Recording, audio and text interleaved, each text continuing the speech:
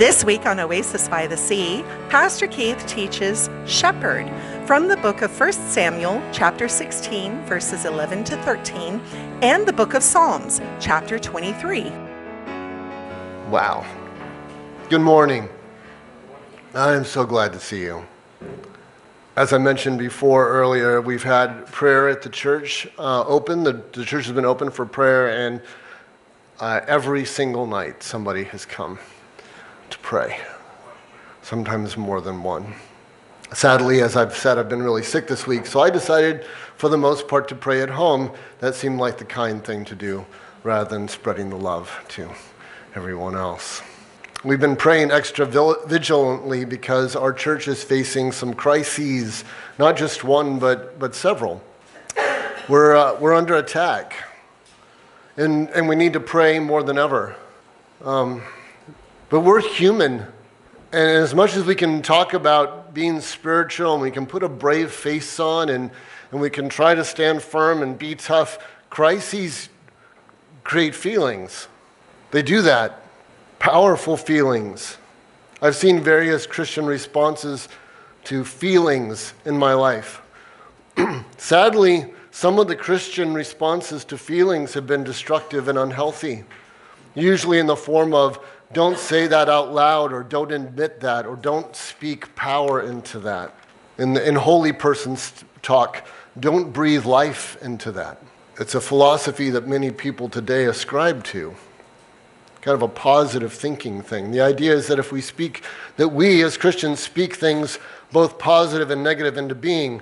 I don't want to preach a sermon about that, but the end result is a way of living that proclaims all the things we want while ignoring all of our negative emotions. I just want you to know that's neither biblical or emotionally healthy. To pretend we don't have negative emotions, or to pretend that I'm not sad, or to pretend I'm not angry, or to pretend that I'm not afraid. That's actually not terribly healthy to do.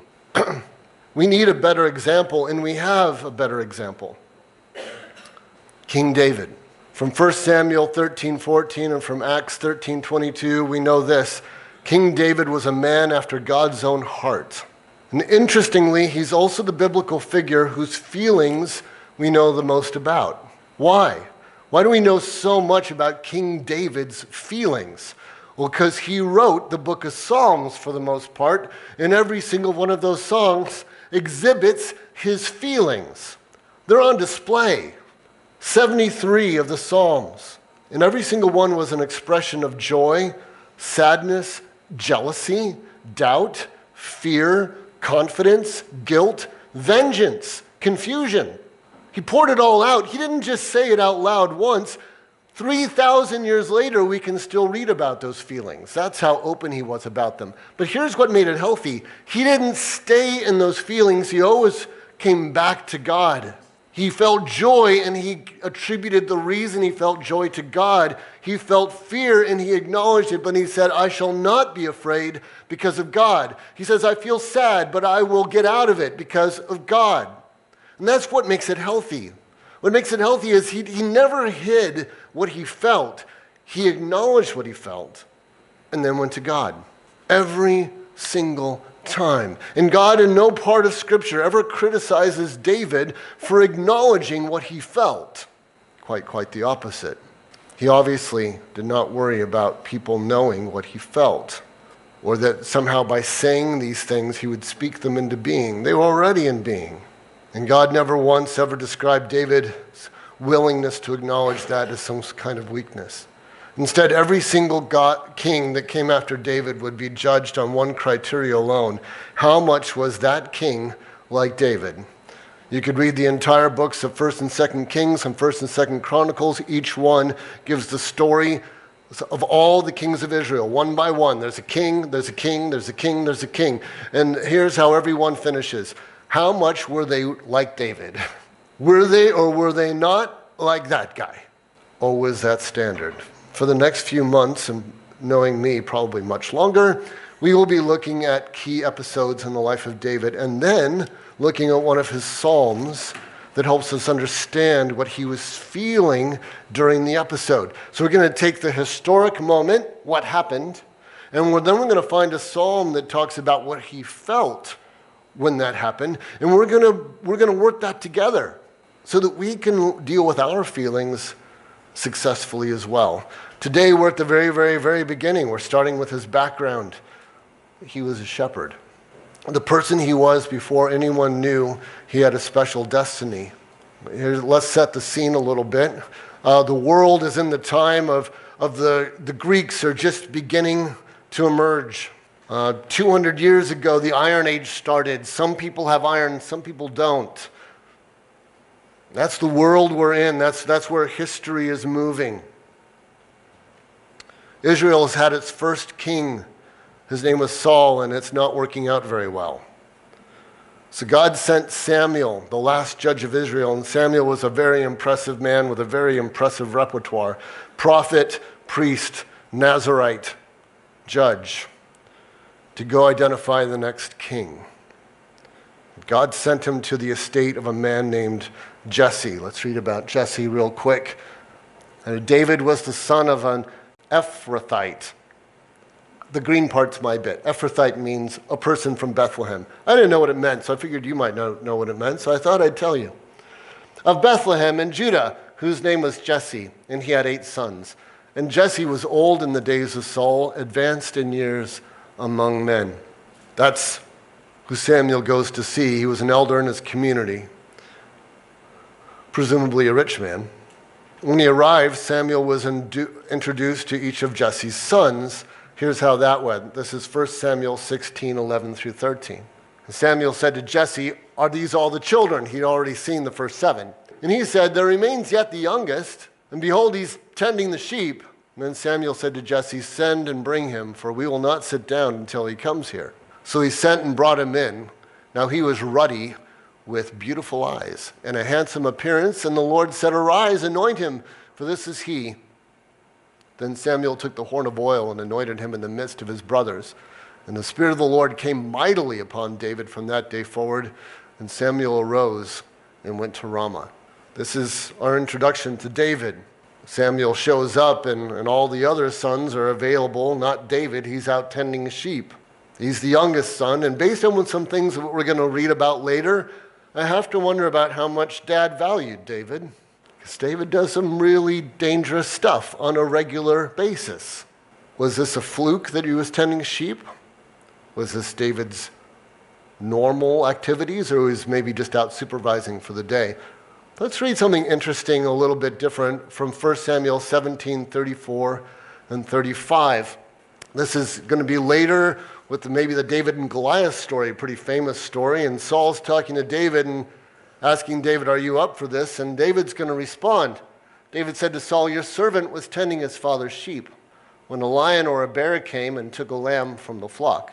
I went out after him and attacked him and rescued it from his mouth. And when he rose up against me, I seized him by his beard and struck him and killed him." That's not killing him from 100 yards away with a slingshot. This is hand-to-hand combat with a bear. Pretty darn impressive. David was a shepherd. He was a bad mamma jamma of a shepherd. He wasn't a supervisor of shepherds. He was hands-on, as much as you could possibly be hands-on. Next week, or in the coming weeks, I'm not sure which week it will be, we're going to talk about weaponry. Israel had virtually no iron swords or spears. We'll get to that later. What we know for sure was that David had a rod, a staff, some woven string, and some rocks. That was his arsenal. Just a few historical notes. I'm aware that there are no lions or bears in Israel today. But there were, and that's not a biblical claim, that's historical fact. Feel free to please look up lions and bears in Israel over history. They were definitely there. The lions were Asiatic lions. They're all but extinct today. They are not only as large as the other lions. Several legends, if they are correct, would say they were the largest lions of the time, larger than any lions we currently have in existence. Not small stuff. The bears were Syrian bears. They're brown bears. On this side, they are the smallest brown bears in the world. Now, brown bears include grizzly bears, so you wouldn't want it to be the biggest. But even the smallest weighs about 250 kilograms. That's still not nothing. These bears, Syrian bears, can still be found in places like Iran and Turkey today.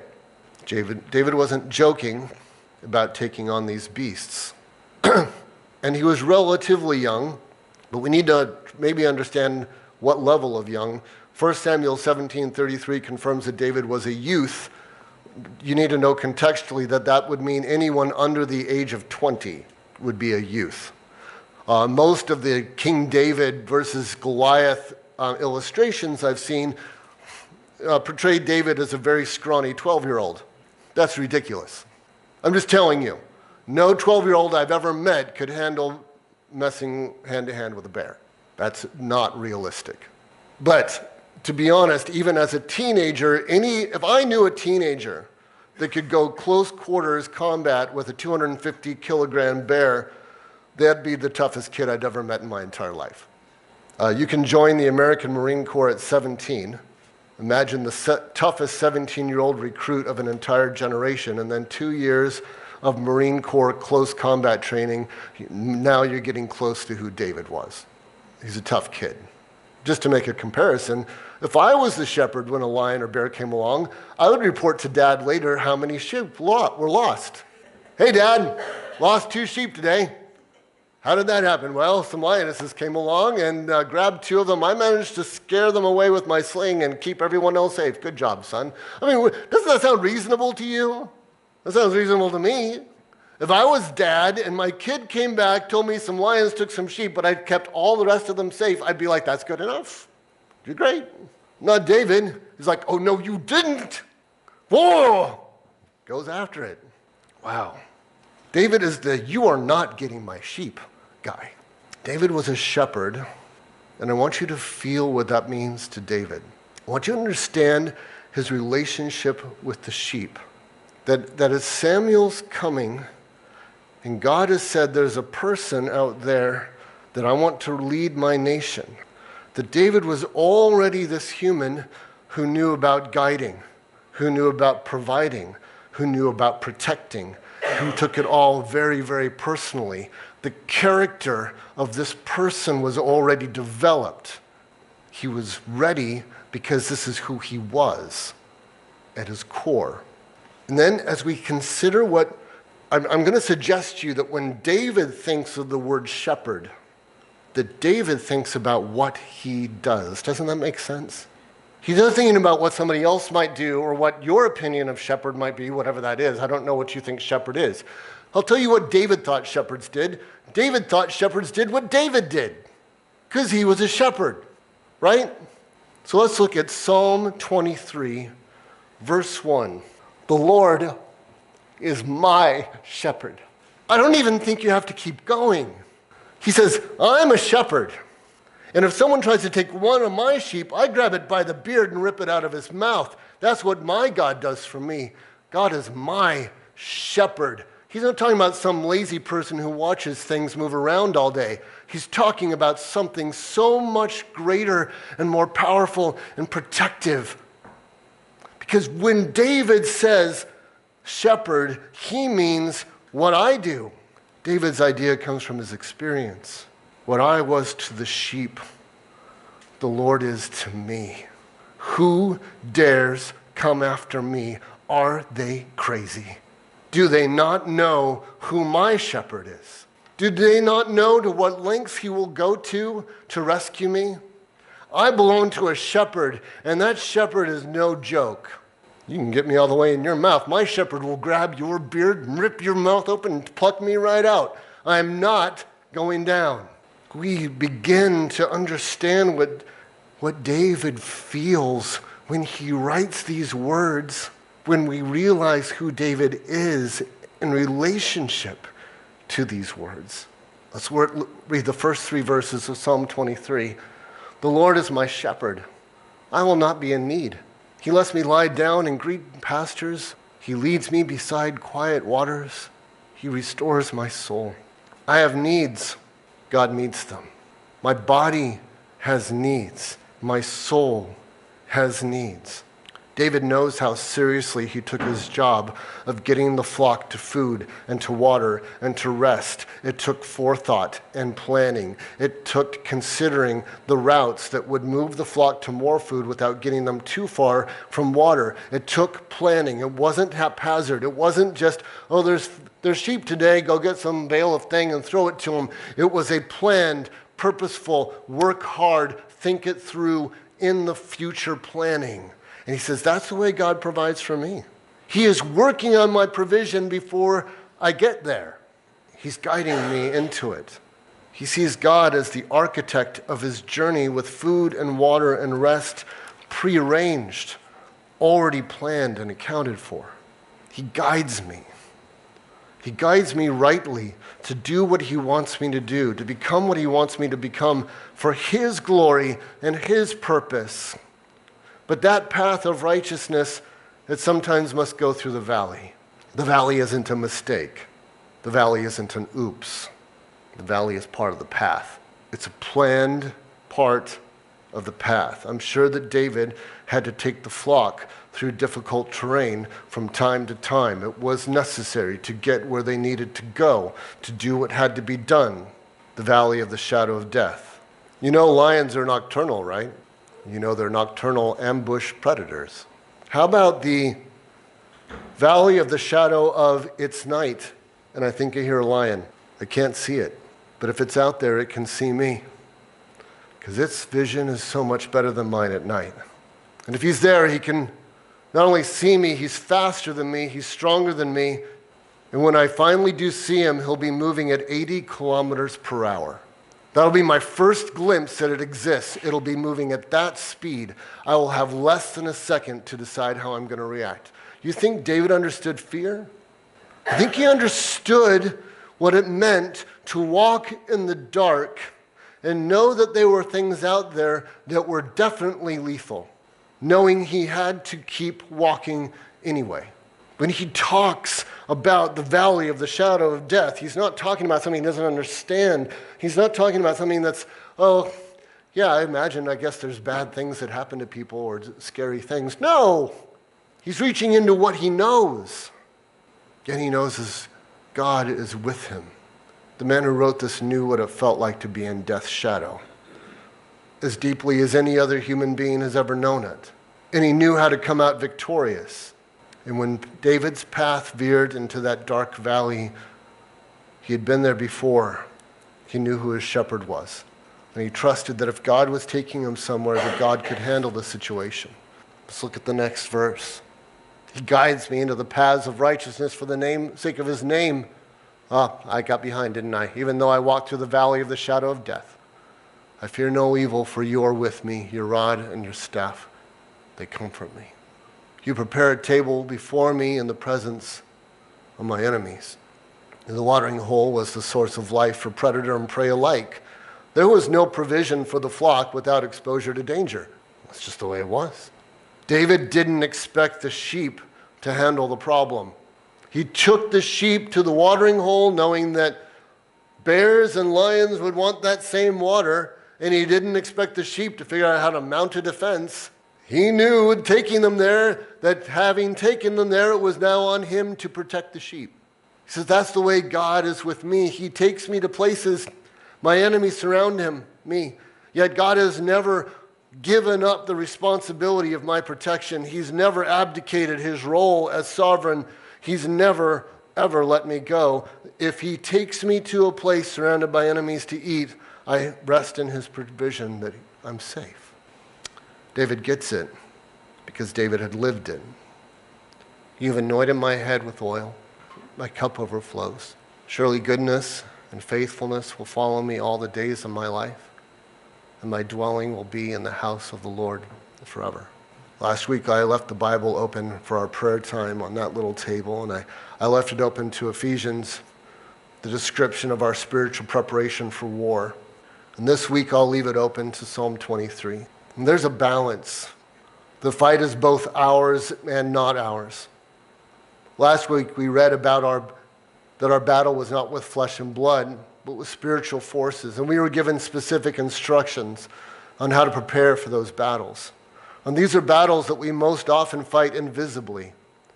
Battles of doubt, battles of fear, battles of anger, or battles of unforgiveness. Sometimes those battles spill out into interactions. Sometimes agents of our enemy must be acknowledged and addressed. I understand that.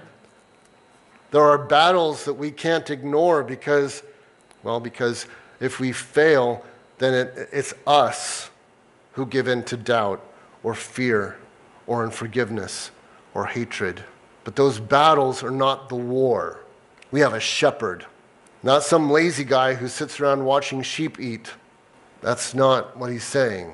We have a shepherd, a guide, a protector, a provider, alert and powerful and fearless, a warrior who will grab our enemy by the beard and ruin his day. Don't forget for a moment that this is who our shepherd is. David is the man God chose to lead his chosen people, a man who knew who he was and knew who his God was. I've not prepared my normal length of sermon because I was afraid my voice wasn't going to last. It's a little shorter today. But if we could string those slides together, I'd like us to stand and read Psalm 23 together. I don't want us just to read it. I want it to be a proclamation of faith. I want us to all stand like David stood. When we say, the Lord is my shepherd, I want us to understand what that means. That we have a God who watches over us with just as much ferocity and jealousy and care as David had for the sheep he was in charge of. And that's a place to rest and to find strength and to be confident. So if you'll stand, let's read these together. The Lord is my shepherd. I will not be in need. He lets me lie down in green pastures. He leads me beside quiet waters. He restores my soul. He guides me in the paths of righteousness for the sake of his name. Even though I walk through the valley of the shadow of death, I fear no evil, for you are with me. Your rod and your staff, they comfort me. You prepare a table before me in the presence of my enemies. You have anointed my head with oil, and my cup overflows. Surely goodness and faithfulness will follow me all the days of my life, and my dwelling will be in the house of the Lord forever. Please be seated. Let's pray. You've been listening to Oasis by the Sea. Thank you so much for joining us today. May God richly bless you until we see you next week at the Oasis.